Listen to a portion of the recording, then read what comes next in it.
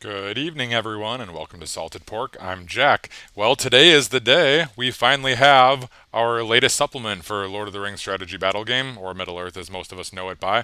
Um, it has been a long wait, and up until about a month ago, we didn't even know what we were waiting for. So it is finally here, and I'm glad I waited to do this video because I was going to do one earlier in the week, but the teaser for essentially the transcript of the entire supplement was out a couple weeks ago. But we knew that it wasn't going to be 100% accurate, and there might be some changes to the final printed edition, which there are, and that actually changes my opinion of a couple things in there as well. So I'm glad I waited until it was actually out. And I've been gone all day at a Lord of the Rings tournament. Don't ask me how I did. It was not great. But so this video is about 8 hours delayed in getting made. But we finally have a copy of the book in hand, and there is a lot to talk about. First, overall, I think that it is a great book. I didn't read every single word in depth or anything, but I inspected everything as best I could in a short amount of time, and it's great. There aren't any glaring rules errors or open inquiries, which is pretty unlike Games Workshop writing these days. I expected there to be a lot more I expected it to seem a lot more hastily written, if that makes sense. It's actually very well written, and all of the content in there I am super excited about. There isn't anything that I don't like.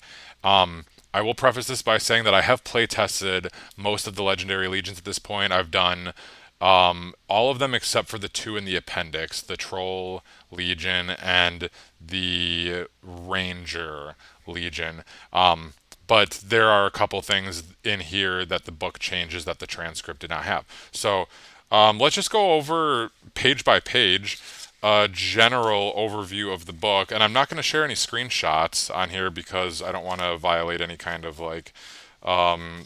IP laws or anything. But I can say stuff on video, and it's totally fine. So I'm only going to touch very briefly on the narrative part of this book. There's only a couple things to say. First of all, great, great looking narrative campaign. I cannot wait to play through it. Hopefully, I can find somebody that actually wants to play it with me because my local group is primarily matched play focused. I personally prefer narrative, and there are a couple guys in our group that enjoy narrative, but with the miles between us and all, it's hard to coordinate sometimes. But they look great. The only thing that I am disappointed about, and I'm not going to spend a lot of time on this because a lot of you know how I feel about Games Workshop and their prices. And um, in the United States, the players are almost unanimously against GW's price gouging. And call it price gouging, call it something else, it doesn't matter. And I know different countries are in different economic states right now. That be as it may, it's pretty dismal over in the United States with the price ranges on some of these miniatures, and then them writing narrative scenarios to include excessive amounts of those miniatures. For example, Karn Doom. A package of 6 models goes for $68, and that's fine. They're nice miniatures, and they more or less follow along the same lines and price range and utility in game as your Black Dragon Warriors, your Foot Knights of Dol Amroth, those kind of things. So they're appropriately priced for what they are, but what Games Workshop did not have to do is to make them the backbone core unit for an army, and then not only that, but write them into narrative scenarios at a total of 36 regular models, not including captains and banners, which you also do need those. So you really have to buy 6 at a time. You have to buy 7 of these packs at almost $70 a piece in the United States, which translates to almost $500 without even getting the named heroes. So little on the pricey side, and when I say a little, I mean a lot. Like I said, I'm not going to spend a lot of time complaining about their prices. The werewolves, I think, are also ridiculous, but yeah, I really was hoping to see. We knew they weren't going to be plastic, but I was hoping to see them require fewer of them, because they're not an elite troop by any means, but they're priced like an elite troop. Mostly speaking from a monetary standpoint, but also the points I think are a little ridiculous. Either way, I won't harp on it anymore. I actually think that the Legion is really cool. It's a lot cooler than I thought it was going to be. I don't think it's going to be the best Legion in the world, but I'm really excited to play it more than the one time I just play tested it using proxy miniatures, Rohan, whatever I had. Um, but the narrative campaign outside of needing 36 Warriors of Karn Doom plus captains and banners, 7 packs of these expensive Forge World models. Outside of that, the scenarios themselves look really cool. And I think of all the narrative campaigns, I think this one might be the best so far. It's really good. So without further ado, we're just going to move on to the army compositions and the new models. So let's take a look. Let's take a look at Arnor. Arnor being the not the namesake of this one. I think Fall of Arnor was the old one, but not the namesake, but the main protagonist of the story arc that we are following right now. So Arnor has a couple of new models. Previously to this, the only models that they had that were unique to them were Arvidui, Malbeth, Captains of Arnor, Warriors of Arnor. If you want to include Rangers of Arnor, even though they're essentially the same as Rangers of Gondor, they didn't have much that was unique to them. They're still a pretty small army, but they did get a lot of stuff in this supplement, being the main protagonist. So the first guy that they got is Aranarth, or Aranarth, however you want to say that. He is essentially a slightly different version of Halbarad, who does not have access to the banner of Arwen Evenstar, but he is essentially a ranger hero, a better hero than the typical minor hero of the Rangers. So he has the same stat line as Halbarad, -1 courage, but +1 fate. He also has heroic accuracy and strike, which I believe Halbarad has both of those. He also has expert shot, which is the only guy in a legion full of archers. He's the only guy to get it. So he can shoot twice, which is pretty good. He also has Hatred Angmar, which Halbarad does not have. And really, what that looks like for matched play is pretty much nothing. I mean, sure, we are going to see a slight uptick on the number of people playing Angmar. So for at least, I think, a few months until the next edition drops at the very least, we will see that actually be a little bit more useful than it will be once the bell kind of flattens out. And then the biggest draw to him is if you bring him, you are allowed to include Rangers of the North and Dunedain in your force as if they were from the Arnor army list. So he unlocks an ally without allying. So there's no Arnor losing their army bonus or anything like that. The the biggest downside of that is Arn or the Rangers kind of live and die by their army bonus, which is they get +1 attack while they're on foot. So there are 2 attacks while they're on foot, both Rangers and the Dunedain, and that does not carry over to this if you bring them into Arnor with Aranarth. So that's kind of sad. Rangers really struggle at 1 attack. There's reasons why you should bring them and reasons why you should not bring them. Obviously, they're great with 2 attacks, and with 1 attack, it hurts really bad. It does. I've played them with 1 attack, and it is not fun. He does count as a banner, which kind of gives you a faux offset of lacking that extra attack there. It's not the same thing. Obviously, even if you win the duel roll, you're still only rolling 1 dice to strike. Even if you had 2 attacks, you'd be rolling 2 dice. It also makes you potentially forfeit a decent roll instead. Like if you're at a juxtaposition where you are thinking of either miting it or bannering it, instead of just having 2 attacks and knowing what that second dice is going to be and deciding whether to mite from there, you have to forego a possible 4 or 5 that you could mite to a 5 or a 6 in order to see what that second roll is going to be, and then you lose that first roll. So if you roll worse, then there it goes.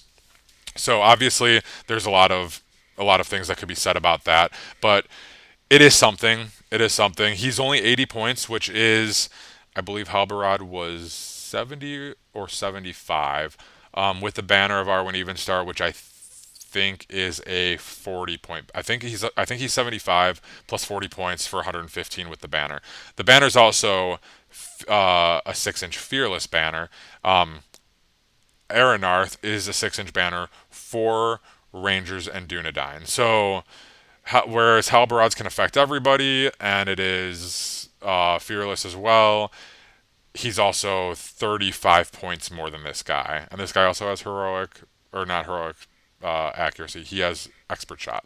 So slightly different role, but also really good in my opinion. I know that the one attack rangers are a little worrisome, but I think he's there to just fulfill a specific battlefield role, which is grabbing objectives and being a ranger. In other words, like Halberad is more of, he can do that for sure, but I feel like he's more of just like an anchor. He has his auto pass against terror and everything, and has a nice banner for battle lines. Whereas Aranarth can kind of, I don't know. They're both good. They're both good at going and grabbing objectives, but I feel like this guy is even better, and especially when you're motivated to take only rangers and stuff with him because they're the only ones that can benefit from his banner. So could be argued one way or the other for Halberad as well, but okay model for 80 points. Oh, the model itself is decent. Okay profile, I should say, for 80 points. The next guy is Argadir. And I touched over a lot of these guys in the last video, so I won't spend a whole lot of time on them, but now we have a fully set official rules here, so we're going to talk a little bit about anything that changed. Argadir again, he can go into the Defense of Fornost Legion. I'm definitely going to get some of these names of the legendary legions mixed up.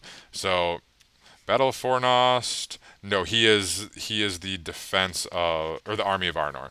He's Army of Arnor, which is also Aranarth and Arvidui and Malbeth. That is the standing army of Arnor. So this guy is straight out of GW fanfic, if I'm not mistaken. But a cool hero nonetheless, and one that fills a role for them, which is a 3-might captain. They didn't really have any of those. Arvidui's also 3-might. You don't really want to be spending his stuff on like heroic moves. This guy's even better at calling heroic moves because he has Master of Battle 5+. Don't ever count on that going off because otherwise you will be disappointed. But other than that, not a bad guy, especially for 85 points. He is Strength 4, D7, Fight 5. Also has heroic defense, 2 wounds and a fate, so can tank, kind of like a slightly better version of Gambling, except he can't take like a banner to just keep giving himself might and calling defense and stuff like that. But he can still tank, which is nice. So, and then Arnor also got their cavalry finally, which their cavalry do not appear in the Army of Arnor Legendary Legion, interestingly enough, because the Army of Arnor Legendary Legion represents, let's see, oh no, that is actually, they are in that one. They are not in the Battle of Fornost. That is when King Aerner and his Minas Tirith expeditionary force come to save Fornost. So they do not make it into one of the Arnor Legendary Legions, but they do make it into the standing army of Arnor, which makes sense. Okay, so we've got 3 new profiles for Arnor: Aranarth, Argadir, and the Knights of Arnor.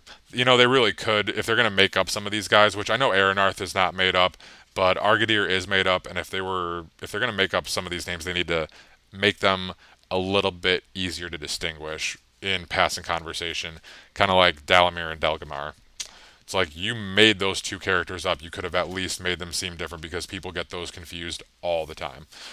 Okay, so next army to feature in the book is the Rangers. Oh, and by the way, Arnor did get an updated battle company, which includes the Warriors of Arnor. I believe they already had Hobbit archers. Sorry, not Warriors of Arnor. The Knights of Arnor. Yep. Which they can never get as reinforcements. They're only advancements. For any of you who like battle companies, I do. I have never played Arnor before.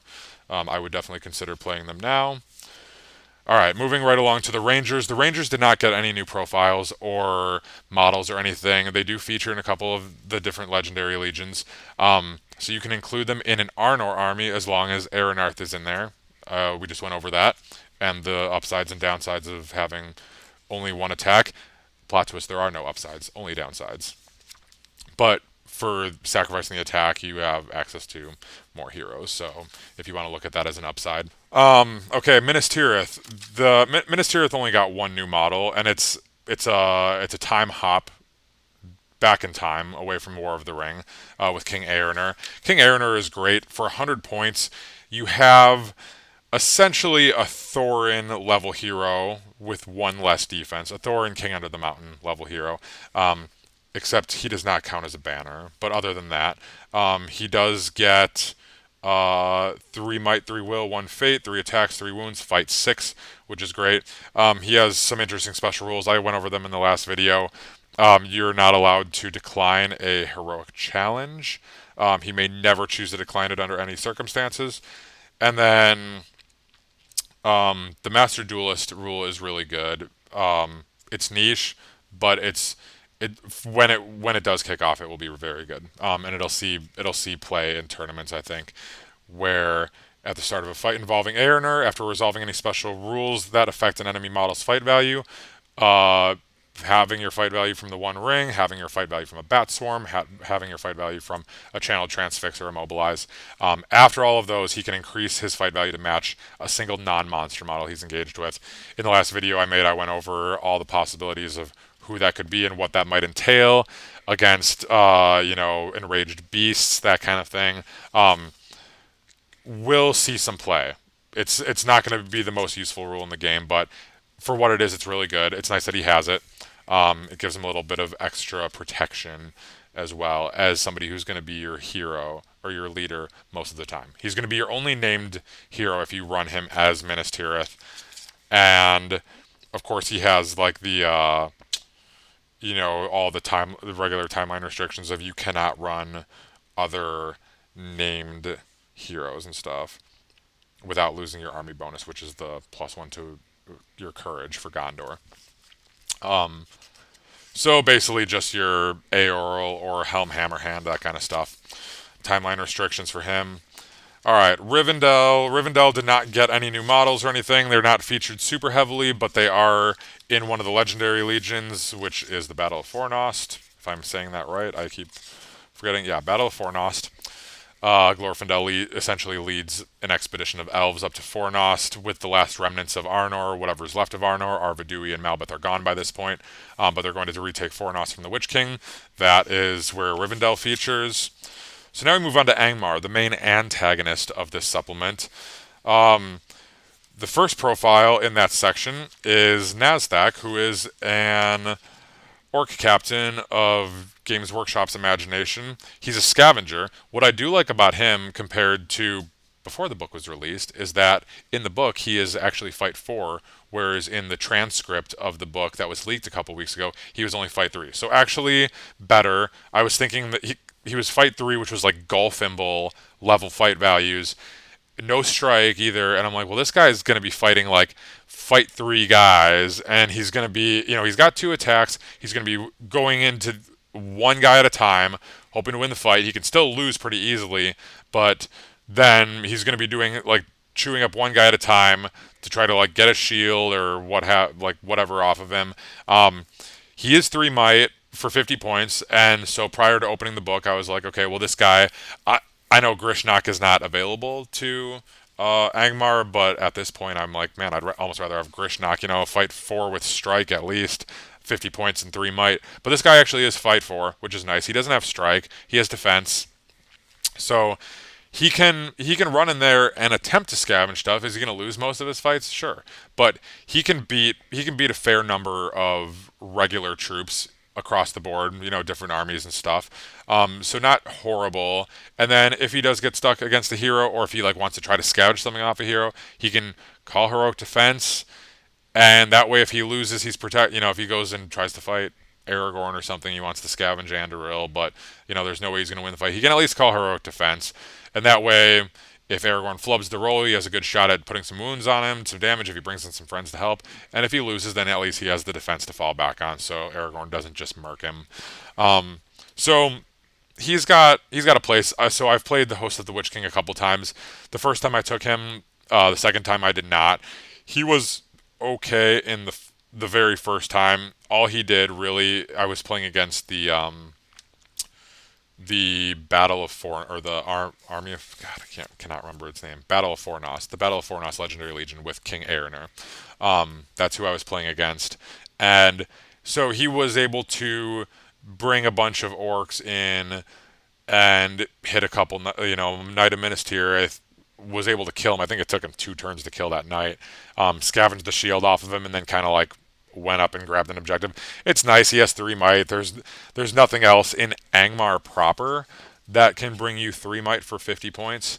Angmar is very low might. They're shutdown and resource control for the opponent, but they also have very limited resources to spare. So in the Host of the Witch King, where all of your might is basically tied to the Witch King, the Shadow of Ruduar has a couple might, or Rudaur, such a weird name, has 2 might, and so does the Tainted. But like those are pretty expensive heroes to only be bringing 2 might. This guy's a nice little shot in the arm. 3 might for 50 points. The scavenger thing is just kind of like a, if this happens to come up, here you go. You can grab a shield or something else from somebody. So the next profile in Angmar is the Shadow of Rudaur. Okay, let me just say that this guy is really cool. And my friend who is all, so I've played 3 games with Host of the Witch King, 2 as Host of the Witch King, 1 against Host of the Witch King. Every single time I've brought the Shadow, or my opponent brought the Shadow. When my opponent brought the Shadow, he's not a fan, and we disagree on a lot of things. He's a little bit more competitive than I am, but he actually doesn't much care for the Shadow of Rudaur, and I really do, and I do even more now that the book is out because so there's a couple reasons. First of all, he is essentially Uruk-hai Captain fighting stats, if that makes sense. So he's Fight 5, Uruk-hai Captain. Strength 3, but Blades of the Dead. So strength, like better than Strength 5 sometimes, but essentially Strength 5. Like you're wounding most things. If you assume that you're going up against mostly Courage 4 things, even after Harbinger, because most of the time this guy's going to be accompanied by a Wraith or 2 or 3. So he's usually going to be fighting against Courage 3, meaning he's wounding on 4s. That used to be Uruk-hai Captains back when there was a lot of D5. There's not as much D5 now as there used to be, and so now Uruk-hai Captains find themselves more and more frequently wounding on 5s. This guy is going to be wounding probably mostly on 4s with the occasional 5, and then like, against heroes like Gandalf the White or even like King Eärnur, who's Courage 6.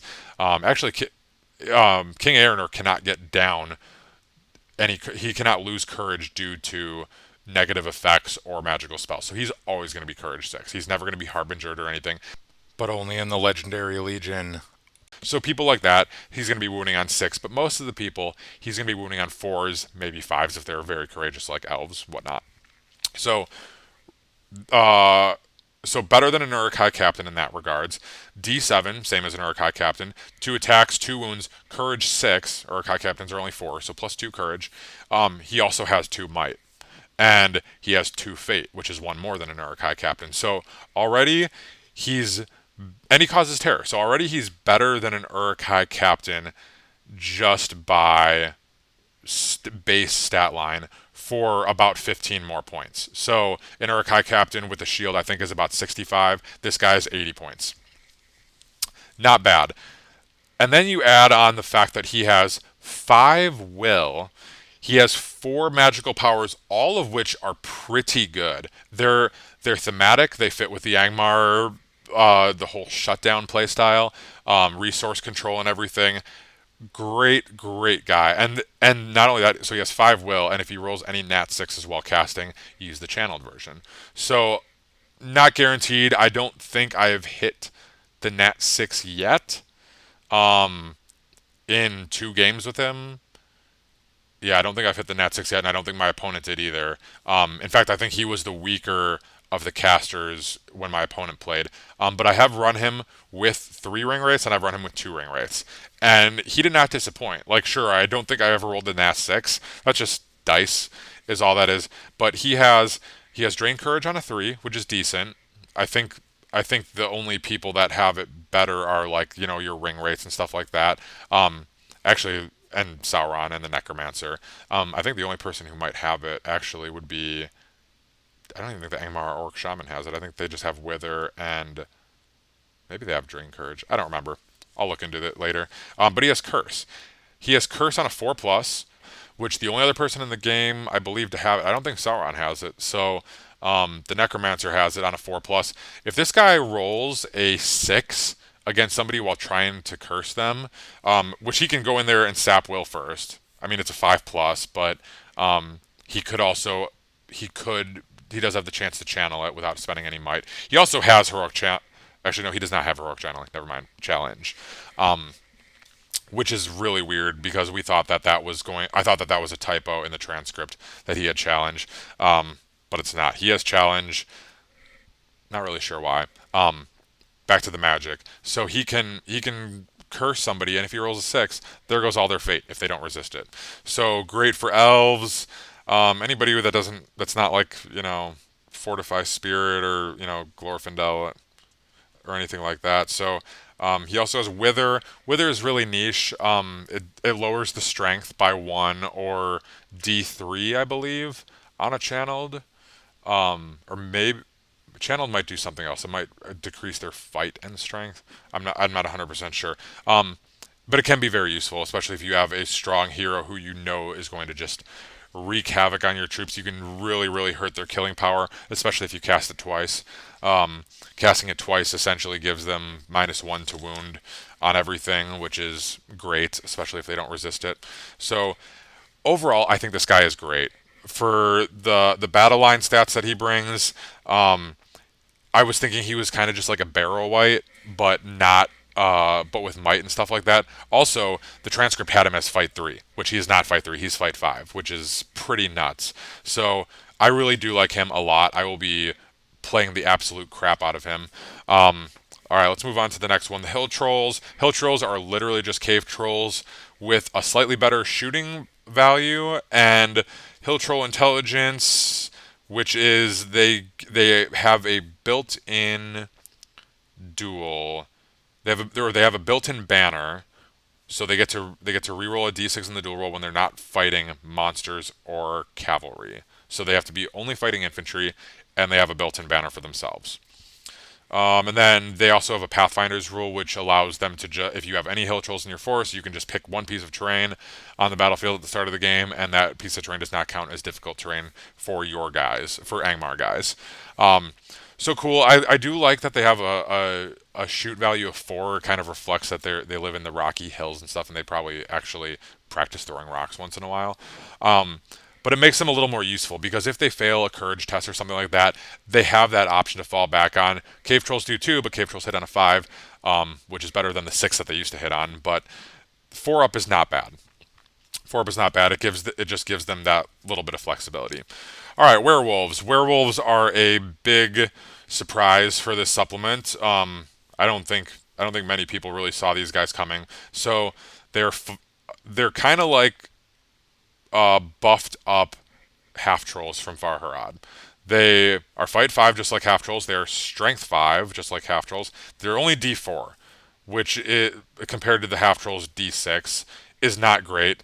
2 attacks, 2 wounds, courage 5. Courage 5 is great. They also have fell sight, which kind of helps make up for the lack of defense because they can hide behind. They can work their way up the battlefield, hiding behind stuff, and still be able to charge out and fight at the very last second because they have fell sight and they don't need to have line of sight to an enemy in order to charge them. So really not bad. That helps negate some of the susceptibility that they have to archery, which is really their biggest weakness.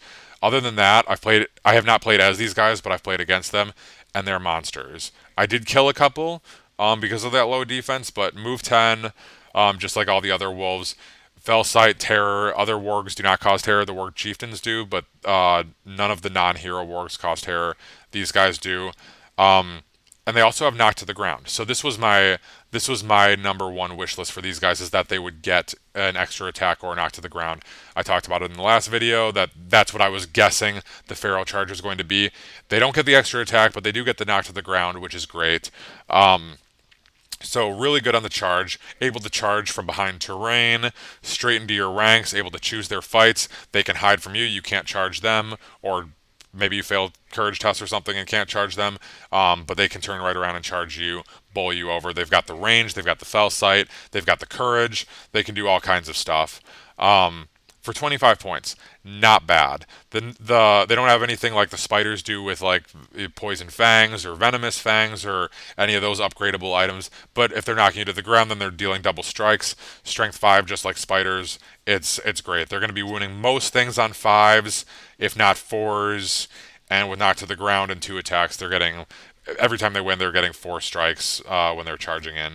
So really interesting models. Not a fan of the price point that GW put them at. The good news is you only need 4 of them for this to play through all the narrative scenarios in this book, unlike the Warriors of Karn Doom, which you need 36. So at least you only have to, if you're buying straight from Forge World, you only need to buy 2 packs of those guys to complete the narrative missions. But really cool. And then the last one for Angmar is the Shade. The Shade got completely reworked for this edition, and I love it. It's not as powerful as the previous iteration of the Shade, but it is a lot less stupid. And fight me on that if you want, but the last one was it was cool because it was unique in that nobody else gave somebody else a -1 buff to their dual roll outside of like two-handed weapons and being unarmed. But nobody else could confer that upon the enemy. It was unique, but it's gone, and thank God because that was just stupid. And it was 100 points. It was an expensive model, so it wasn't ran all the time. I honestly don't even remember if I ever played a Shade. I played Angmar a few times. I might have played Gullivar. I tried to stay away from Gullivar and the Shades just because I thought they were kind of ridiculous. But anyway, I love this new Shade. He's still fight 1. He's still strength 1. He's still defense 8. He is 2 attacks now, which I'm pretty sure he was 1 attack. He's 3 wounds and a fate. I'm pretty sure he used to be 0 fate.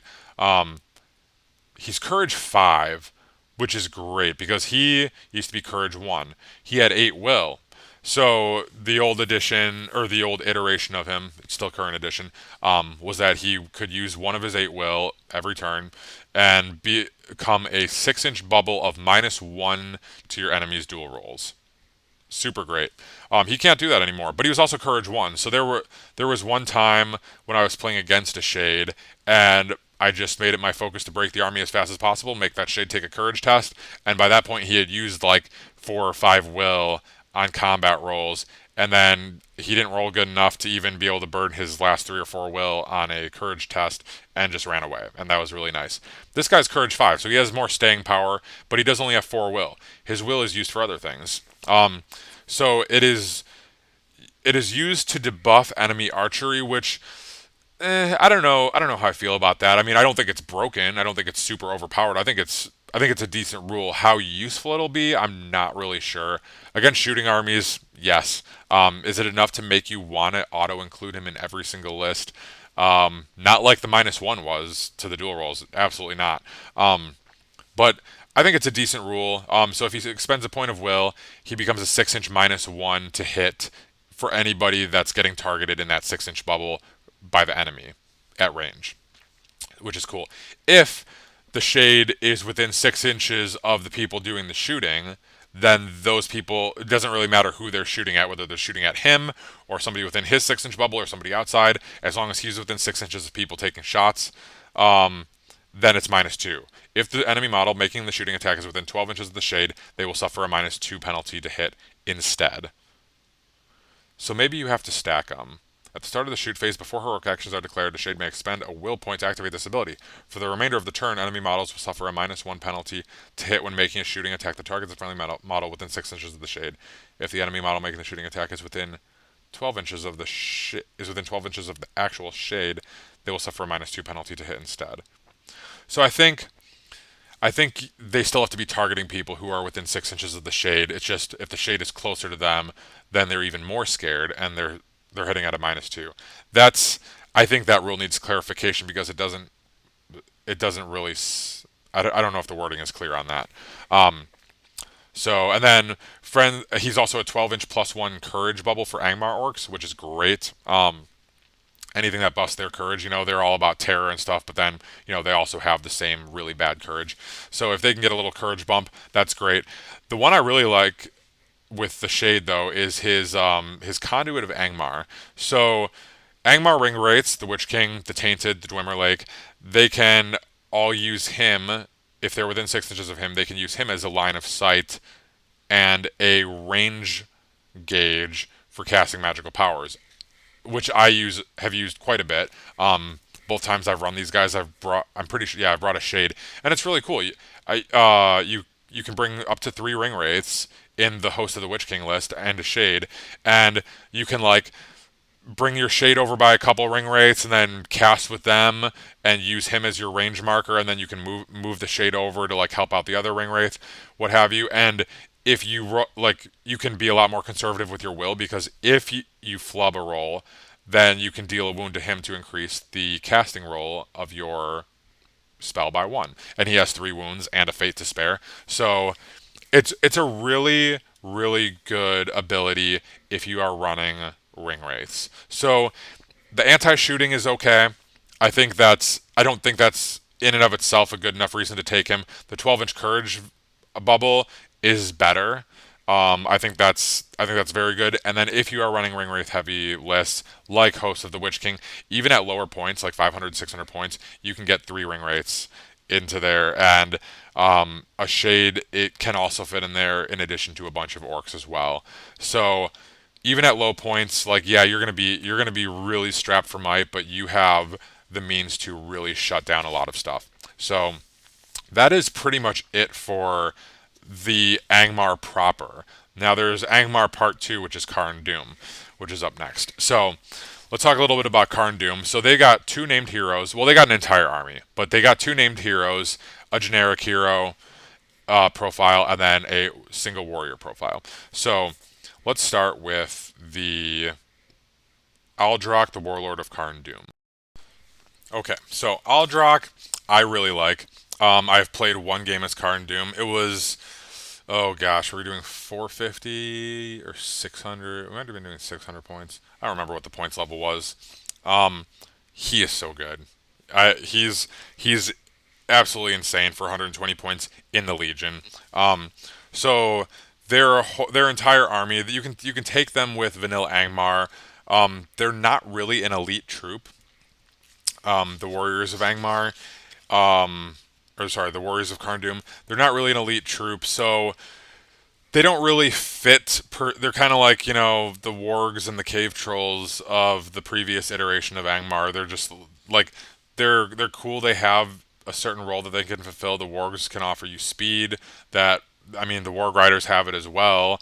The hill trolls can get you some really hard hitting guys in there with brutal power attacks and whatnot. But these guys, I don't really know. I haven't really figured out if they have a place in vanilla Angmar yet. But he definitely does. Aldrock, the Warlord of Karn Doom, he's just a great hero regardless.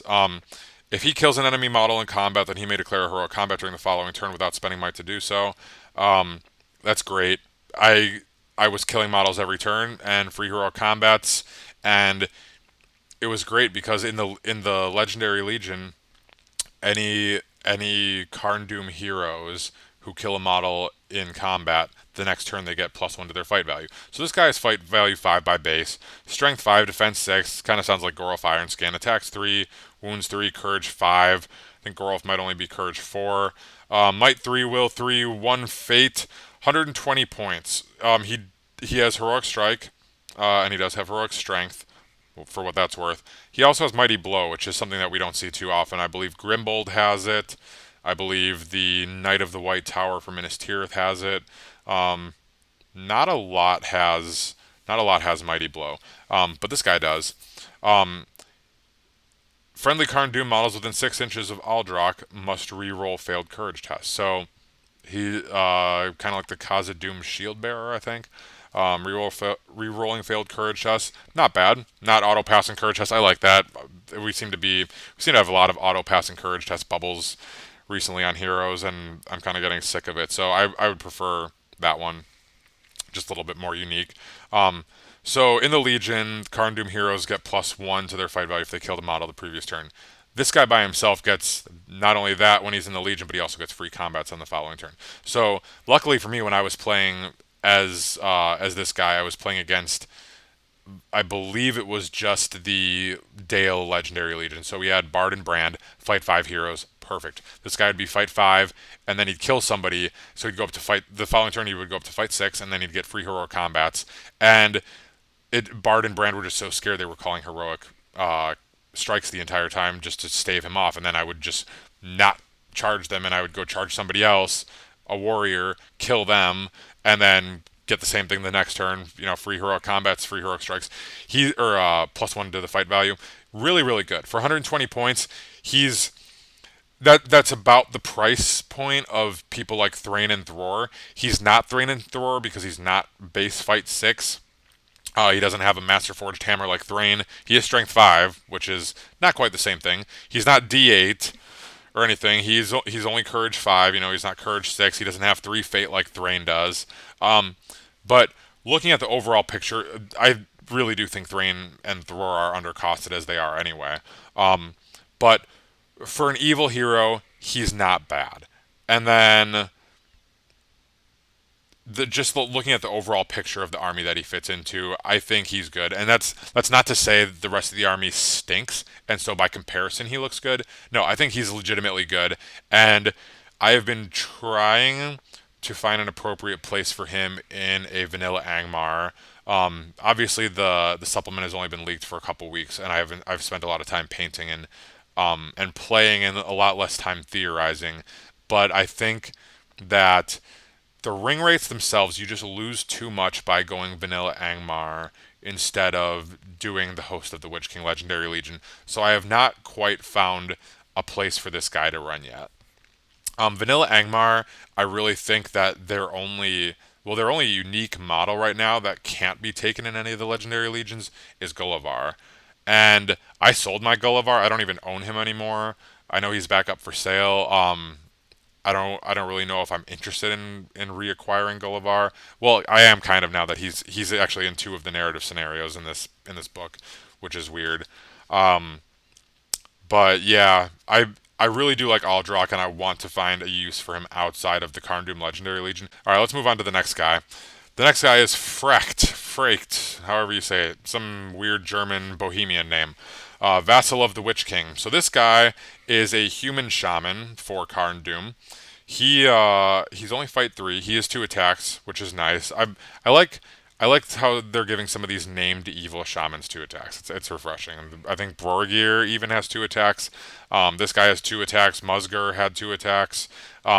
This guy does not get will back for killing people or for rolling nat 6s on the casting or anything like that. He does have a couple of other. He has a couple of other rules. First of all, he has no magical powers at all. Instead, he has incantations of power, which are kind of like mini magical powers that aren't quite as powerful, but they also don't require any casting value to go off. He just spends a will and they happen. They don't get resisted. They really only help the guys in your army. They're not offensive spells or anything like that. So during the priority phase, after priority has been rolled, he can spend a will point. He has 4 of them to use an incantation. He has 3 incantations. One is swiftness. Friendly models that start their move within 3 inches of Fricked will not be slowed by difficult terrain, with the exception of water features. That is the worst incantation. So the incantation that I was using when I played Karn Doom, all 4 turns, I spent 4 will in 4 different turns to use the same one 4 times, and it was friendly Karn Doom models within 3 inches of Fricked must reroll 1s to wound when making strikes. So you have a 3-inch reroll 1s to wound bubble. And then the other one is Incantation of Endurance. Whenever a friendly Karn Doom model within 3 inches of Frecht suffers a wound, roll a d6. On a 5 up, the wound is ignored. 5 up, built-in save. That is awesome. And the reason I wasn't using it is because the transcribed version of the supplement said it was a 6 up save, which 6 up save is about the same level of power as like rerolling 1s to wound. 5 up is just different level. That's Malbath essentially. And it's really, really a good ability. And then not only that, but those 3-inch bubbles for his incantations go up to 6 inches in the Legendary Legion. Super phenomenal. And I'm really excited to play these guys again now that I know that they have a 6-inch 5 up save. The 5 up save is just That's really good. I mean, you only get 4 turns of it, but realistically, you're only going to have 4 turns of like heavy combat, unless it's like some weird like maelstrom. But if it's maelstrom, you're only going to be with like a group of one group of people anyway. Um, so really good ability. Um, I do like the guy. I wasn't so sure about him, but for 65 points, he's really not that bad.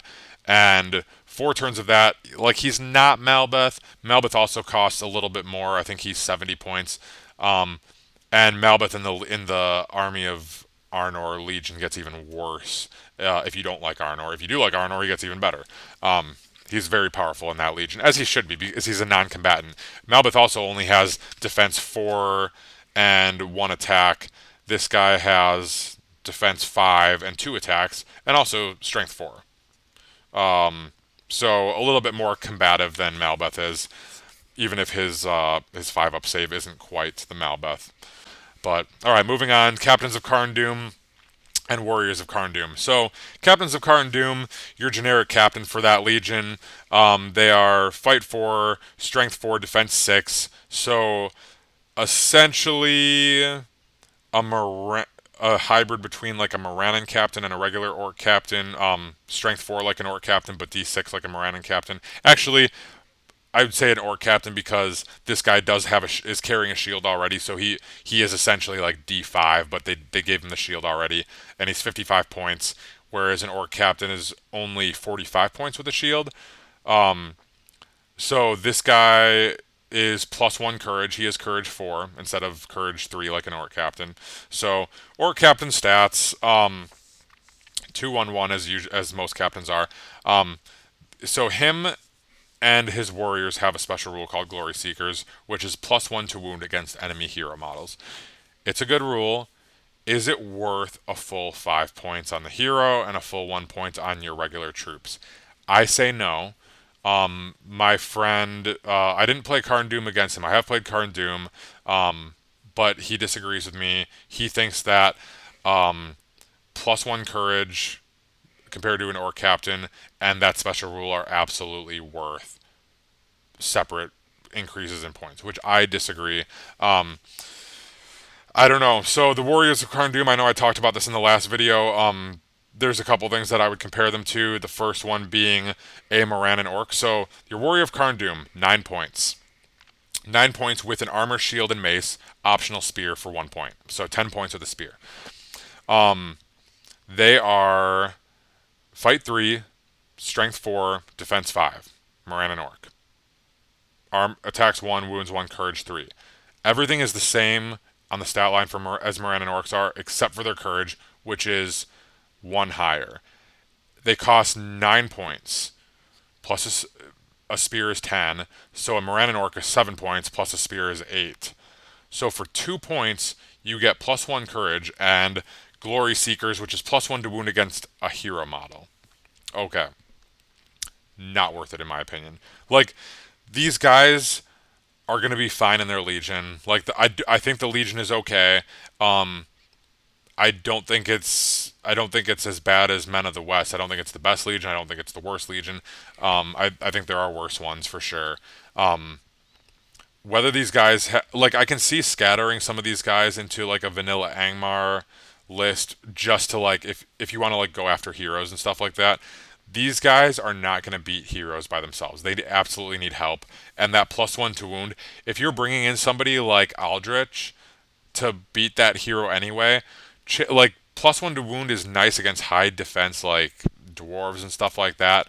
But how often are you going to be beating a dwarf hero, even with Aldrich? I mean, he has strike. It's gonna be so niche, and then you're gonna find that a useful rule against all hero armies, like Ranges of the North, or Thorin's Company, or Fellowship of the Ring, or any of those legendary legions, either Breaking of the Fellowship or some hero-heavy Erebor acclaimed. Yes, +1 to wound against heroes is going to be useful. Is it worth a point for your entire? Wouldn't you rather just during every single game get more models into your list than those few games that you're fighting all heroes get +1 to wound across the board when you're struggling to beat heroes in fights anyway? I mean, in the Legion, in the Legendary Legion, where the Karn Doom heroes can get +1 to their fight value if they kill somebody in the previous turn, the captains can get up to fight 5, which is pretty sweet. The warriors are capped at fight 4. They cannot get higher, whether they kill people or not. So you are going to be struggling to win fights against heroes without some major hero help, in which case you have a pretty good shot at killing said hero anyway, with the exception of maybe a couple of really high defense dwarves like Thror. Thror and Dane come to mind, even Thrain. Sauron too, obviously, and maybe even people like Elendil or Gil-galad, Ents maybe. But yeah, it's just for 9 points by base. So the other people I like to compare them to are Uruk-hai scouts. Uruk-hai scouts are 9 points. Uruk-hai scouts are 9 points once you give them a shield. So Uruk-hai scouts are 8 points. These guys, and then if you give them a shield, then it becomes a little more even here. So 9 point Uruk-hai shield or 9 point Warrior of Karn Doom with a shield.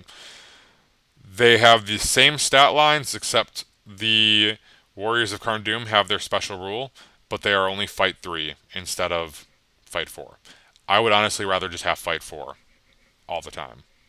I don't know why these guys are 9 points. Not only are they 9 points, but their models are ridiculously expensive, and usually Games Workshop tries to make like their really expensive stuff, like their werewolves, make them really good in game so that people will buy them.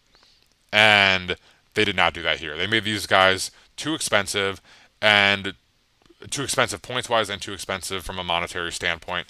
And I really, really want to like them. I like the Legion. I like the heroes. I like the idea. You know, it's not the best, but it's unique. It seems pretty fun to play. I have played them. It is fun, even though I lost. But they are just not making them easy to like at all. They do get their own Legendary Legion, which includes orcs in it as well, which is nice because then you don't have to like, if you're maxing out your battle company at 15 models, you don't have to have 15 necessarily have to have 15 warriors of Karn Doom. You can get away with orcs or using your named heroes for your leaders and stuff. Okay, so let's go ahead and dive into the legendary legions really quick. And by really quick, I mean this will take a while probably. So the first legendary legion is the Battle of Fornost, and I've touched on this a couple times over the last hour. This is essentially a Minas Tirith and Rivendell alliance with a bit of a time warp. So you've got Aerner as your sole Minas Tirith hero outside of captains. He's your only named Minas Tirith hero. And then you've got Glorfindel, Círdan as your Rivendell heroes, Aeronarth as your Arnor slash Ranger hero, kind of representing the last remnants of the Kingdom of Arnor before Aeronor shows up. And then you have High Elf captains, you have Rangers of the North, Dunedain, Rangers of Arnor for your warrior selection in conjunction with Warriors of Minas Tirith, Knights of Minas Tirith, High Elf warriors, and Hobbit archers. So no Rivendell Knights, your only non-hero cav are going to be your Knights of Minas Tirith. And part of the Legendary Legion army bonus is that friendly Gondor cav get +1 to their fight on a turn in which they charge. So you can get fight for cavalry. You just have to be charging. A lot of options in this list. Gondor has to lead Gondor. Hobbit archers can only be included with Dunedain and Rangers. And elves can only lead elves, etc. So you can't really stack one way or the other. But it's a good mixed list. It's not bad. And there's no like heroes who can't take anybody. The Aeronarth is in here, and he can still take Rangers of the North and Dunedain because they're independent heroes. If you so choose, you can turn the Rangers or the Dunedain into minor heroes in order to lead hobbits. But if they're not leading hobbits, then they're considered independent heroes. So you can stick them with Aeronarth, you can stick them by themselves. A lot of options there. There's nothing like Men of the West where they got Legolas and Gimli who can't lead, Rohan or Gondor warriors, which is super lame. Nothing like that in here, thankfully. A pretty well balanced list. You've got your Fight 3 Warriors of Minas Tirith with their nice D6 potential shield wall. You can back them up with some Fight 5 elf spears, or you could have your elves be in the front with their hand and a half swords and have Fight 3 Minas Tirith guys in the back just to get yourself some cheap extra attacks. Couple different ways to run the line. And then you've got your Knights of Minas Tirith, which is great. They can still take uh, lances and shields and all that stuff. Hobbit archers, if you want to boost your numbers for really cheap, they can also bring war horns. Elves can also bring war horns. Warriors of Minas Tirith can bring war horns. You got a lot of options for that. If you even need war horns, really not worth it in my opinion, unless you're doing higher points. Is when the war horns really come into play, especially if you're not running Arnor guys. Arnor guys could use a horn, but these guys, especially with elves, if you stick elves in the front line for their high courage against terror and stuff like that, pretty good. Your generic captains, you got your Círdan for some archery shutdown, and for some aura of dismay, aura of command, where you don't even really need the horns or the high courage in the front. Aura of dismay is also great. I'm pretty sure when I played. No, I didn't play with these guys. No, but every time I cast Aura of Dismay with Círdan, for some reason, it never goes off. Um, and you also have Glorfindel. And the great thing about this is that Glorfindel he's a hero of valor, and he's not going to be your leader. I think, yeah, Eärnur has to be. Actually, it does not say that Eärnur has to be your leader. It does say he has to be in the list, and Glorfindel also has to be in the list. So going back to Eärnur really quick, I believe he is a hero of valor. So you can pick either one of these guys to be your leader, and have the other one just run roughshod on your opponent. Neither one of them are bad options. Glorfindel is obviously 3 might, 3 will, 3 fate, whereas Eärnur is only 1 fate, so a little bit more dangerous, but he also has a lance, which gives him I think it's a war spear actually. Let's double check that really quick. So he does have a lance, or you can give him a lance for points. So a little bit more damage output from him. Glorfindel can also get enchanted blades off of Círdan. I mean, Eärnur can get enchanted blades too, but Glorfindel is a great option to just 12-inch horse. He can take Asphaleth in this. He can take Armor of Gondolin in this. You can kit him out. But either way, both of them are valors, which means that you can choose either one to be your leader and the other one to be your main combat hero. And they're not that expensive either. I mean, Glorfindel is still 170 points fully kitted, but Eärnur fully kitted is only 120 points, and he's still fight 6, 3 attacks.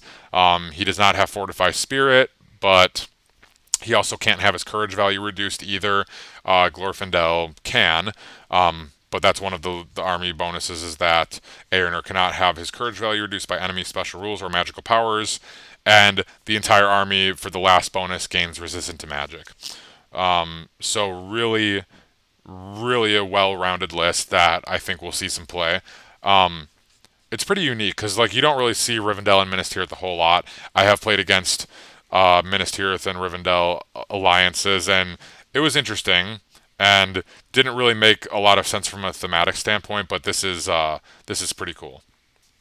Okay, second one, Army of Arnor. This one this was the first one that I played, and I'm not super big into Arnor, but I really, really liked this Legion. In fact, I like this Legion so much that I actually bought another warband of Arnor guys because I want to run this Legion. It's really cool. This is your standing army of Arnor pre Fall of Arnor. So it's still got Arvedui, it's still got Malbeth. You can bring Aranarth, and you can bring Argadir, the named captain with the Master of Battle. You can bring Captains of Arnor, Warriors of Arnor, Knights of Arnor, Rangers of Arnor, and then the heroes, the Rangers of the North, and the Dunedain. So this was a great one. I think I brought Aranarth with 3 Dunedain. I probably would have gone Rangers if points had allowed it. We played at 750, and I loved it because you can get pretty much everything without sacrifice.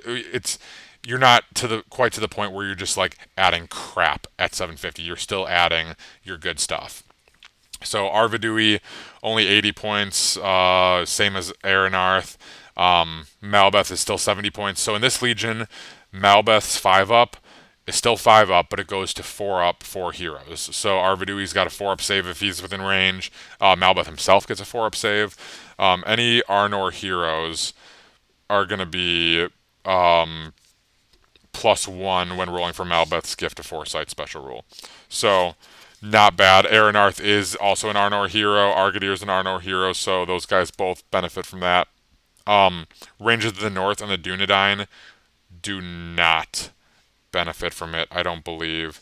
Unless it says. Oh wait, yes, it says in the Legion, ranges of the North and the Dunedain in this force gain the Arnor keyword, so they do as well. They don't get the second attack, but they do have a 4 up save, which is super nice. And they can all carry bows, so it sucks that they don't get the second attack, but I don't think that's a deal breaker for them. I think a small smattering of them is still totally viable and called for, if nothing else. So your army bonuses are +1 for heroes on Malbeth's Foresight. You still get the normal Arnor army bonus, which is automatically passing courage tests within 6 inches of Arvidui, who I believe also still has a 12-inch stand fast, if I'm not mistaken. And then, yeah, you get Elrond's Foresight points, essentially Foresight of the Eldar. Roll a d6 and you get their Foresight points, and you can adjust the your priority roll up or down by 1 by expending Foresight points. So really a good it takes Arnor, and people play Arnor for the cheap fight for high defense troops, and like Malbeth saves are good, and Arvidui's not bad for 80 points. He's pretty good. 3 might with heroic strike, fight 5, 3 attacks, only 1 fate and 2 will, means and no resistant or anything, means he's pretty susceptible. He doesn't get anything extra to help him with that in this Legion, but you get more troop types, especially adding Knights of Arnor as a cav option, and Ranges of the North and the Dunedain, and then Argadir as well, and Aranarth. You just having the variety and the flexibility to build different lists makes this essentially just Arnor but better. And there's really no sense to play Arnor outside of this Legion unless you're still hell bent on allying Gwaihir or Treebeard or whatever other allies you've been allying before. But this is like a proper army of Arnor, and who knows? This might just become what Arnor is in the next edition. I'm not really sure. But to me, this is a lot more appealing because I've been trying to run Arnor for a long time by mixing them with Rivendell or Lothlorien and or Gwaihir or somebody, just to like take advantage of the cheap, inexpensive troops, whose really only or their only real setback is their courage. And I think this is by far the best way to play them right now. So that's that. Okay, next Legion, Host of the Witch King. So those are the only 2 good legions until we get to the appendix, which is more War of the Ring era stuff, timeline. All right, so Host of the Witch King. Host of the Witch King, my personal favorite. I think it is probably, of the lot of them, the most toxic shutdown list that exists in the entire game right now, and I'm okay with that because I like shenanigans. I don't like straight up play like clashing on the battlefront. I'm a very glass cannon person too. So lots of magic and glass cannon are the 2 playstyles that I prefer. I like lots of things to die, and I like my opponent to not be able to do anything either. So for this Legion, you can take all 3 of the Angmar Wraiths, the Witch King, the Dwemer Lake, the Tainted. You can take the Shadow of Rudauer. You can take Nazdak, the Orc Captain, Shades, Barrow-wights, and then Angmar Orc Captains, Angmar Orc Shamans, Angmar Orc Warriors, Angmar War Grinders, and Dead Marsh Specters. So the one, if I had to say one of these guys doesn't belong on the list, and I mean, it makes sense for thematic reasons, but the Angmar Orc Shaman, I think, really struggles to find a place in this list because he has Wither, and I want to say his other spell is Instill Fear. I really should look that up. Just give me 1 second. Angmar Orc Shamans. They are Instill Fear on a 5-up. Okay. So, Wither and Instill Fear. Um, Instill Fear is not great, especially when you have 3 Ring Wraiths at your disposal that can also cast it. And Wither, the only other person who can cast it is the Shadow, but the Shadow is so much better at casting it. The Angmar Orc Shaman is 50 points. You can give him a warg if you really wanted to. The ring wraiths can also be mounted. So like, I don't know. He's like, I get why he's in there for sure, and he will cause terror when he's near spirits, which is great. But it's not like he has fury like your regular orc shamans. So I think that he will struggle to find a place for sure. Nasdaq is the other one. Like I said earlier in the video, having a 50-point guy with 3 might is not bad though. So I do not think that he is in the danger zone the same way that the shaman is. Okay, so I'm not going to get into like how I would build this list at all different points levels, but I have built a ton of these lists at different points levels, and I think that you have to go max ring rates. I really do. Witch King, Tainted, Dwemer Lake, and honestly, I run the Tainted and the Dwemer Lake on foot, and that seems to be working out just fine. The Witch King, you kind of almost have to take on a horse. He can take either the armored horse or the horse. So let me just explain the bonuses for this legion. So this is all of your ring wraiths get to re-roll a single d6 when doing a casting roll. And then the Witch King goes up to 3 attacks. Let's see, where does that say that? The Witch King increases his attacks characteristic to 3, and additionally, he only loses a point of will for having been in a fight if he loses a fight during the fight phase. So, essentially, he gets the free crown. He has the reroll for casting. He has 3 attacks. That's the crown for free. In addition, he only loses will for being in a fight. So, he's 70 by base. Normally, if you're spending 15 points on 3 might and 15 points on 3 fate, which in this legion there is no reason to not max out his fate. I know some people sometimes will run 2, but for 15 points, there's no reason to not, because you're going to be saving a ton of points on other stuff, as you'll see in just a second. But so that's 100 points for 3-10-3 Witch King. Now, give him an armored horse, that's 15 points. Give him the Morgul Blade, that's another 10 points.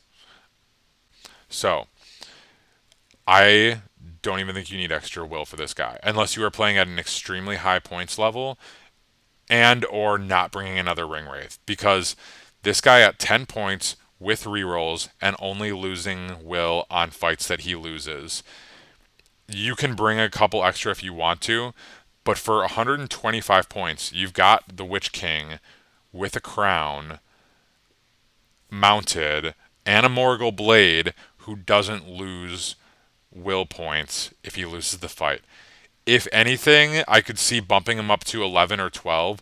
I think I bumped him up to 13, and this is the very first time I played the Legion, and I think I forgot that rule, until we were already playing, and I ended the game with 12 will, and that was with casting. So I only burned. Okay, so I must have only cast once then if I only burned 1 will. But it was a lot. And then the second time I played them, I didn't take any extra will, and I still ended the game with 4 will. So I don't think I was in a fight that I lost, which I know that doesn't always happen. But casting with rerolls, I mean, unless you're casting Sap Will, which Sap Will's great especially when you have 3 guys that can do it. But at the same time, you have 3 guys that can do it. You don't need the Witch King to be doing it. Is he better at it? Not really. I mean, that's what your other ring rates are for, is to save the Witch King will. And the Dwemer Lake has 16 will. Obviously, you're going to be using that to do Dwemer Lake stuff, like try to sap will points and fate points and might points off of people, and that's great. But I really don't think you should run this with any less than 3 ring wraiths because they're so good with the casting reroll.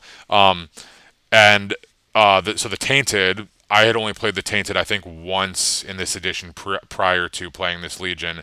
I didn't even bring him the first time, and then I brought him the second time and was like, okay, I'm bringing him every time because I was thinking he has to use will for his seeping decay. He doesn't.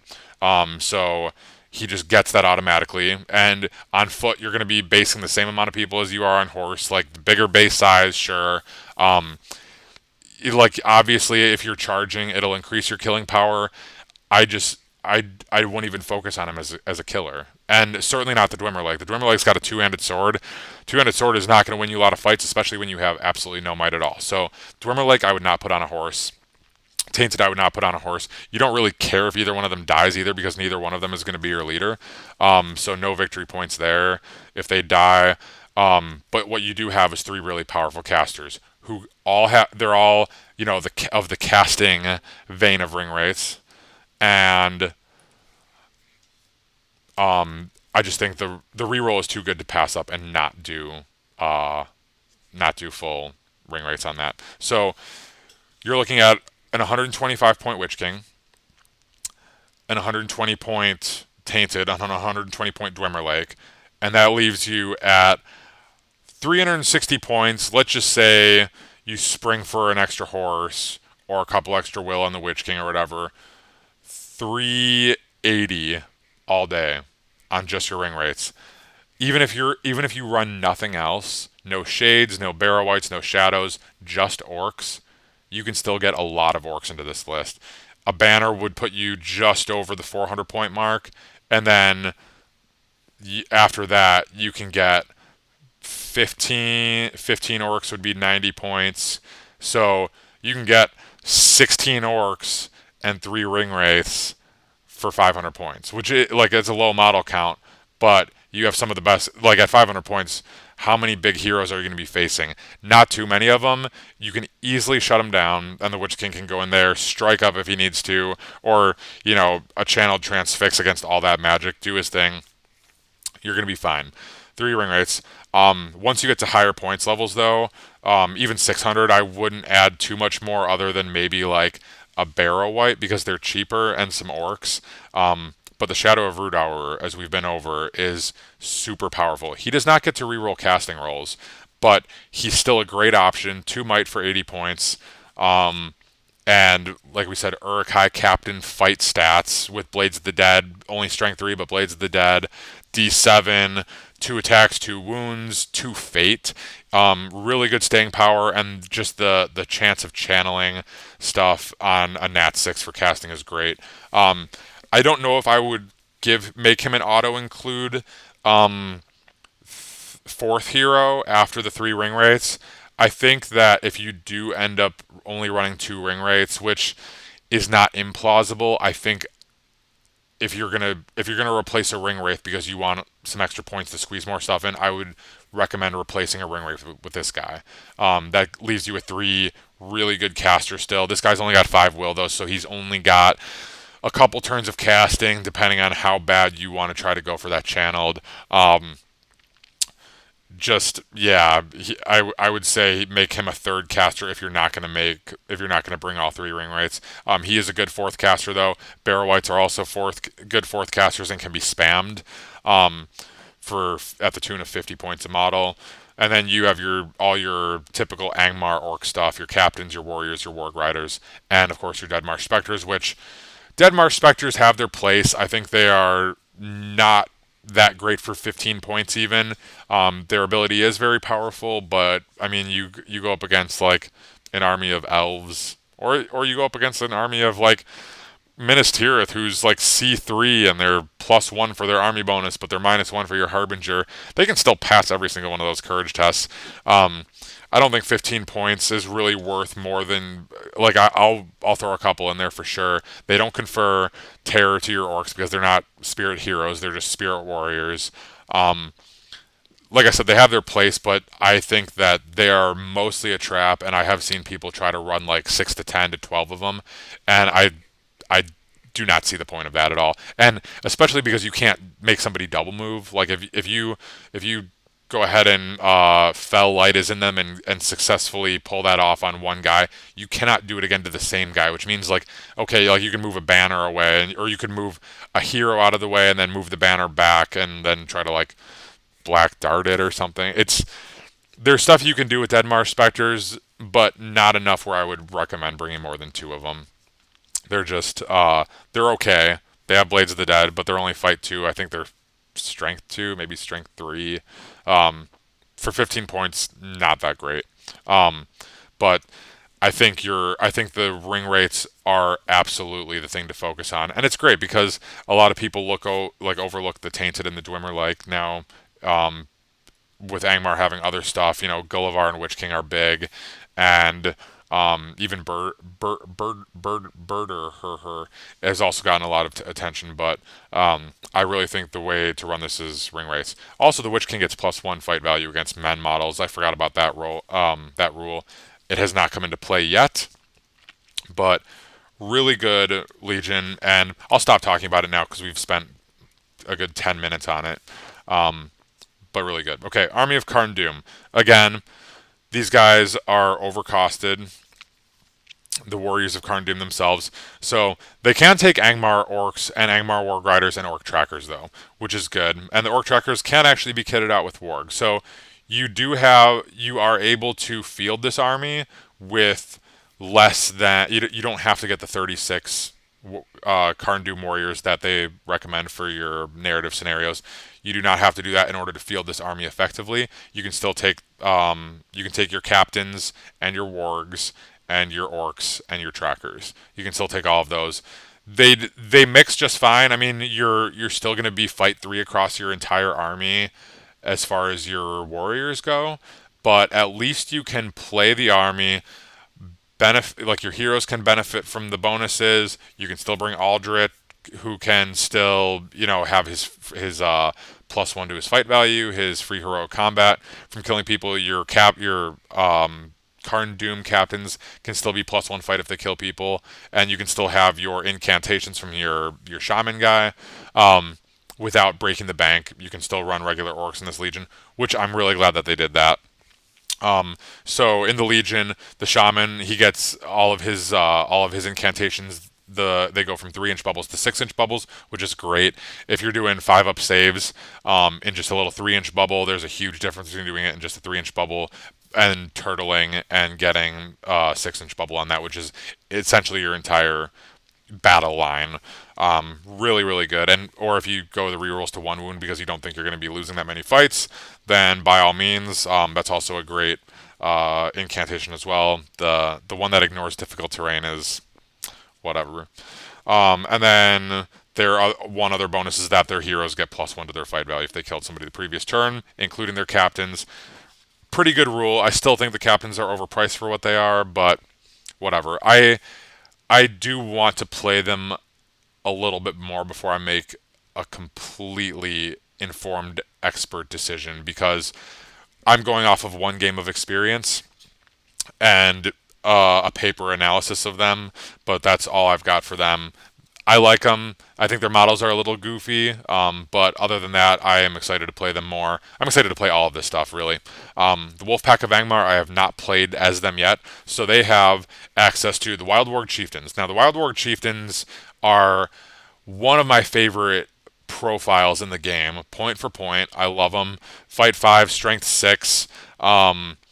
And they're only 2/2/1, and their stand fast and all that stuff can only affect wild wargs. Well, in the Legion, they can affect the wild wargs, the fel wargs, and the werewolves because those are they are the only hero choice, and those are their only 3 troop choices. So, wild wargs, we all know what wild wargs do. 10-inch infantry. They're good. They have their place for sure. This Legion, however, at higher points level, so we played at 750 points, and it was essentially 4 identical war bands led by a Wild Warg chieftain with a scattering of werewolves and fell wargs and wild wargs. Actually, I think he might have. I think my opponent might have actually not taken a single fell warg. I think it was just all wild wargs. Which I kind of disagree with that. I would tend to, if anything, lean more heavily towards the fell wargs, if not exclusively take them, just because this particular legion is going to get to really high model counts, even at like 600 points. Because if you're at, even if you're at four warbands, four wild warg chieftains, that's 320 points.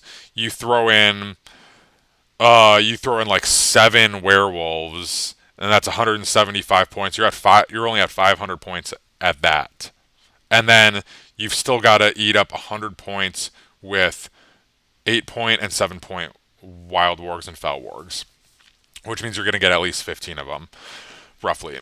So what this legion is going to do is struggle from its large base sizes and not having any spear support. They pretty much only have a front rank. The werewolves are great, but I think you almost want to go more elite, if anything, just to keep the model count down. And like, would you rather have a nice fat werewolf getting into combat with a front line? He's also fight 5, which means he's more than likely going to win against most battle lines, as opposed to a fight 3 fell warg or wild warg who's going to lose to most battle lines. And you can fit one werewolf in to where you can fit one wild warg in, essentially. Like, maybe there's instances where you can fit two wild wargs in there instead, but that's still only two attacks at fight 3 instead of two attacks at fight 5. You're not knocking them over, etc. But I would definitely lean more towards an elite list, meaning spend those extra points on that fell site, because those larger bases are going to get in your way for sure. So werewolves from this legion will still benefit from the heroic actions and steadfast of wild warg chieftains, even though they do not have the warg keyword. Fell wargs and wild wargs also will benefit from those. So leader of the pack, the wild warg chieftain, that is the leader, gains an additional might, will, and fate. So Black Gate troll chieftain, and he's treated as a hero of valor.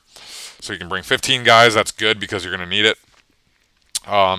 Once per game at the start of any fight phase, the Wild Warg Chieftain, and that is your leader, can declare that they are using this ability. Until the end of the turn, friendly models from the Legendary Legion gain a bonus of +1 to their fight value and may reroll any ones when rolling to wound. So Howl of the Wolf Pack, you get +1 to fight value and reroll ones to wound across the entire army. There is no range on that. Really good. The turn that I had to face against the Howl of the Wolf Pack really decimated my Arnor lines. It was not fun.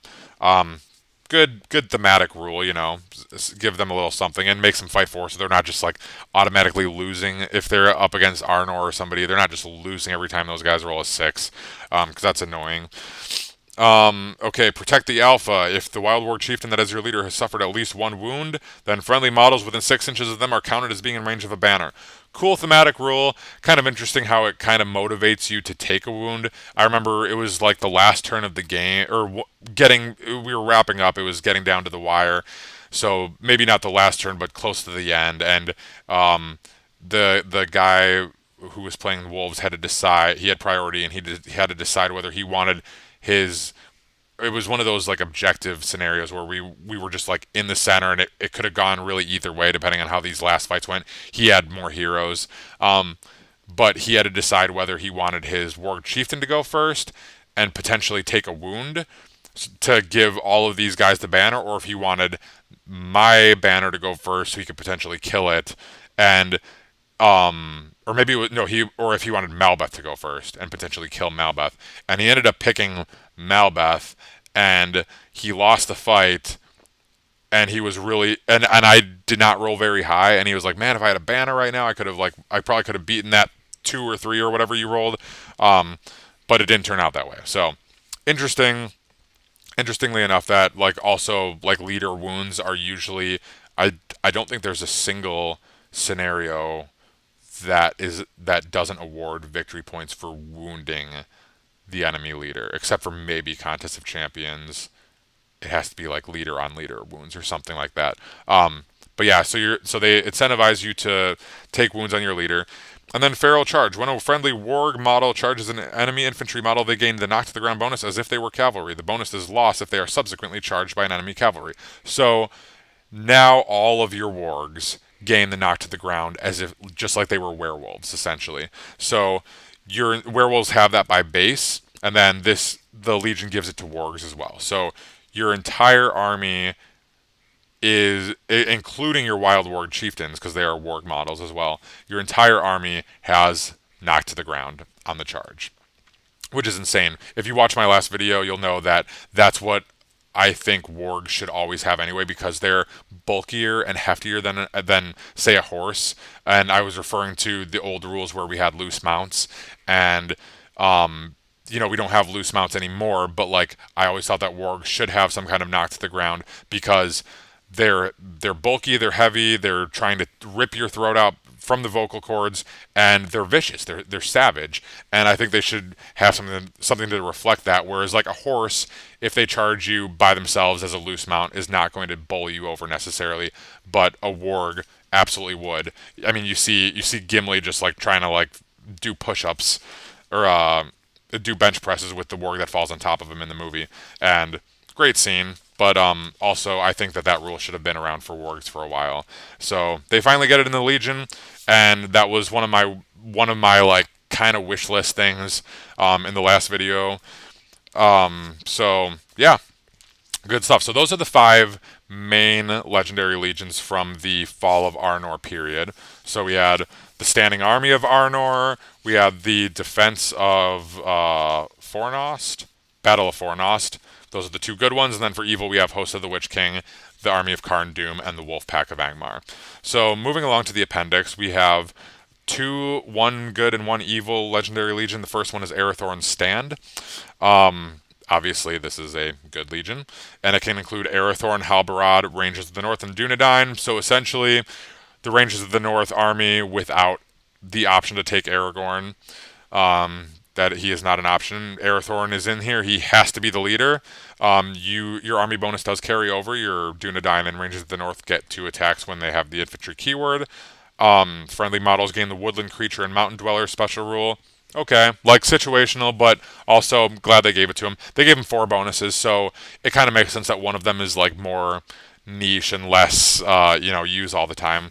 All right, Arathorn. Whenever he expends a point of might, roll a d6 on a 4+. The point of might is free and does not reduce Arathorn's store of might. Essentially, Eorl the Young. I believe he is a 3-2-1. I guess I could look that up while I'm talking. I think he's a 3-2-1 like Arvidui. Arvidui is 3-2-1. I'll move on. In scenarios where you roll for additional forces to arrive, such as those that use the reinforcement rule or Maelstrom, you receive a bonus of +1 to the die roll for warbands from this legendary legion. In scenarios where you roll to see which part of the board your warbands deploy in, you may modify the dice roll by +1 or -1. So, Madril and Lurtz, reminiscent of their special rules regarding not ambushing, but their master of deployments, and I think there's another one. It might be Gurrett's Master of the Reserves from Gothmog's Legion, something like that. So yes, Arathorn is a 3-2-1. So essentially, Mighty Hero 4+, gets free might on a 4+, and it's also not. I think it's better than Eorl's because I believe Eorl's is the first time each turn. This is whenever, so it's actually. I'll double check Eorl just to make sure I'm not spouting nonsense any more so than usual. So Eorl, is the first time each turn that Eorl spends a point of might, he gets it back on a 4+. And then I think Thorin the Third, I think his is just for heroic actions. If I'm not mistaken, it's also a 5-up. But his is whenever he wants is a 4-up. So other than Aragorn getting a freebie and Helm Hammerhand getting a freebie in his legendary legion, having Mighty Hero, this is the best Mighty Hero in the game besides just getting it for free like Aragorn and Helm Hammerhand. So really good rule. That'll help him, strike and stay alive a little bit longer. I don't remember exactly what Arathorn has for heroic actions, just accuracy and strike. But he does have a bow. So, your entire war band, or your entire army in this case, is going to have bows as well. So, um, not a terrible legion. I like it. It's very small roster, um, and two of the buffs are like situationally useful. The silent ambush with the maelstrom modifiers, and the masters of terrain with the free woodland creature and mountain dweller. Like, will they be useful every single game all the time? Absolutely not. But they get their army bonus, and then Arathorn gets bumped to a 4+ mighty hero. It's not automatic mighty hero, but I think at lower points these guys will be okay. I can't really see them exceedingly well at 600 or above. I think even 500 though. A lot of people hate the Grey Company Legendary Legion. I love the Grey Company Legendary Legion, but you can also bump your points a lot more by being able to bring Elrond's sons, the twins, and Legolas and Gimli, and Aragorn, who's 160 points by himself. So this is not going to be quite that. Even though Grey Company, I think, is still good even at like 750, 800 points. I don't think this is going to be quite that good. But I also don't think it's like Wolves of Isengard that really struggles at anything over 300 points. It's not that bad. Okay, last legendary legion, Berderder's Horde. I would love for the Warhammer community to come out with a video about this legendary legion, just so I can know how to pronounce this guy's name, because like Burdur, just such a stupid name. Gosh, you could have given this guy any name, and you gave him like the most like slack jawed, mouth breathing name you could possibly think of. And this guy's supposed to be like a chieftain too. Um, this guy's supposed to be a chieftain, but he doesn't have two-handed burly like the cave trolls do. I guess that's one thing I forgot to mention about the difference between hill trolls and cave trolls, is that the hill trolls don't have two-handed hammers with the burly special rule. Um, to me, that's a new thing, because that wasn't in the older edition, and I have, as much as I love cave trolls. I love cave trolls, but I just haven't played a lot of Moria or Angmar with cave trolls in this edition. Um, Barely at all. Like Angmar with cave trolls, probably not at all. Moria, like very rarely, and so I forget that now they have burly and they're two-handed. So that actually does make them a step above the hill trolls, which kind of makes sense why they carry a slightly higher cost when you give them stuff like a troll chain and the two-handed hammer, etc. Okay, so Berderder's Horde. He can take Berderder, who has to be the army's leader. So your bonuses are Masters of Terrain. Friendly models gain the Woodland Creature and Mountain Dweller special rule, exactly the same as Arathorn's Last Stand. A Fearsome Foe. Berderder gains the Blood and Glory special rule. In addition, if he kills an enemy hero in combat, he gains the Fearless special rule for the rest of the game, which is great because he's only encouraged 4. So really got some motivation there to go on a headhunt for some heroes, which is awesome if you are playing against Rangers of the North, because they've got some heroes that Berderder can kill. Um, and then, okay, so we got the Masters of Terrain, a Fearsome Foe, Blood and Glory. Oh, that would just be nasty against a Rangers army list, because, and obviously a narrative, you're not going to get that stuff all the time unless the narrative scenario explicitly says it, but you don't have legendary legions or army bonuses in narrative play, for those of you who don't know. Okay, ambushers. Okay, this is an interesting one because it's a bit of a double-edged sword. So, Buridir's warband is ambushing and does not deploy on the board as normal. Instead, at the end of both players' third move phase, the ambushing warband must choose one of the following: A. Move onto the board from any board edge via the rules for reinforcements, or B. Deploy in or within 1 inches of a wood, building, rocky outcrop, or other similar piece of terrain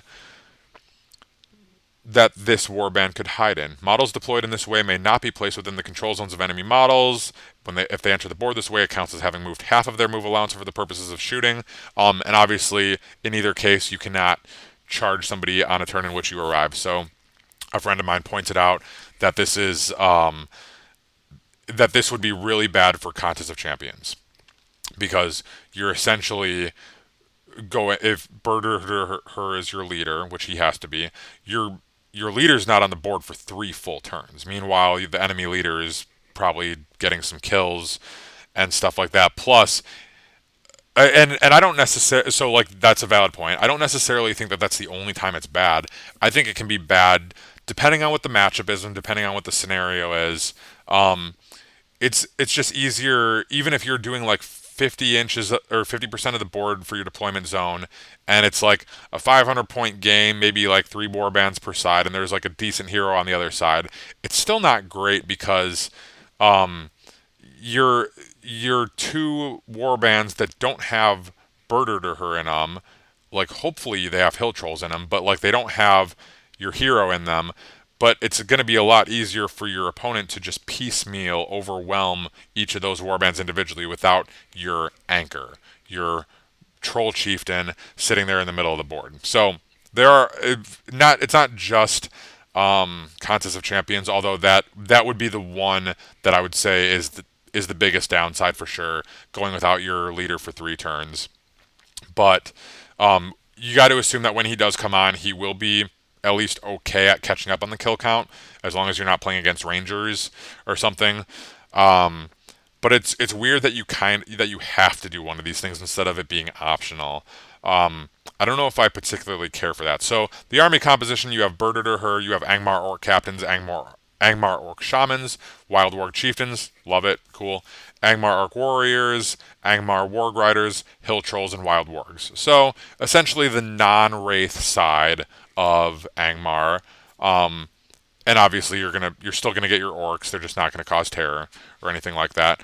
But yeah, like the beastie side of Angmar, um, trolls and wargs. You even get the chieftain in there. Great, pretty decent army composition. You know, it gives you enough to work with without being too overpowered or underpowered, etc. Like the power level on this legion is fine. It's just this particular rule I'm not 100% sold on. And I understand Contest of Champions is you only have a 1 in 18 shot really of rolling that scenario randomly. If you're playing the veto system at a competitive tournament, you can always veto contest. So really not a big deal. I know a lot of people are doing veto more and more. I don't hate veto. I do like it interspersed with like 100% random. I think I would prefer random if anything, just because it's a little more chaotic and means that you can't just make a list that sucks at one scenario in every pool and be totally fine with it. I like the risk reward of like maybe getting that scenario that you are just really bad at. I like it. I like it. That's fine. And if you don't like that, that's fine. Most of the people I know who play competitively prefer the veto system, but it is becoming a lot more common. So you can always veto Contest of Champions. You can also veto any of the other ones that make you deploy in a way that that you really don't think you can afford to go without Birder to Her.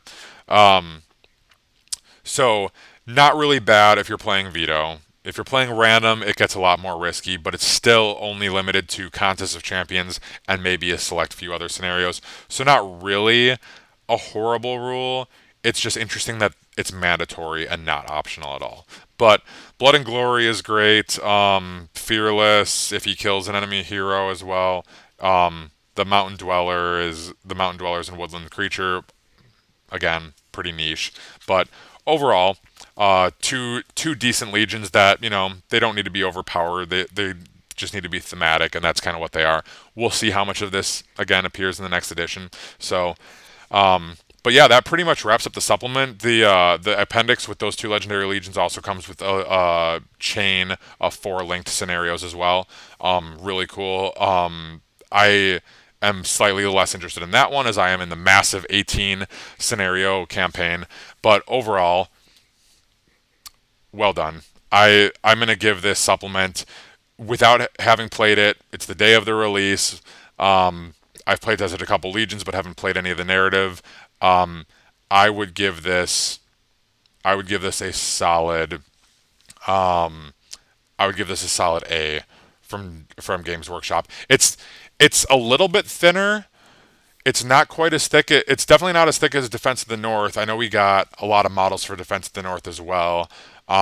and I don't think it's probably a little thicker than Fall of the Necromancer and Scouring of the Shire. It's a pretty thin one, and I think they knew that it wasn't going to have that big of a shelf life. But overall, it's a great supplement, and I love that they were able to cram 22 like narrative scenarios in here and 7 legendary legions. I was not expecting that.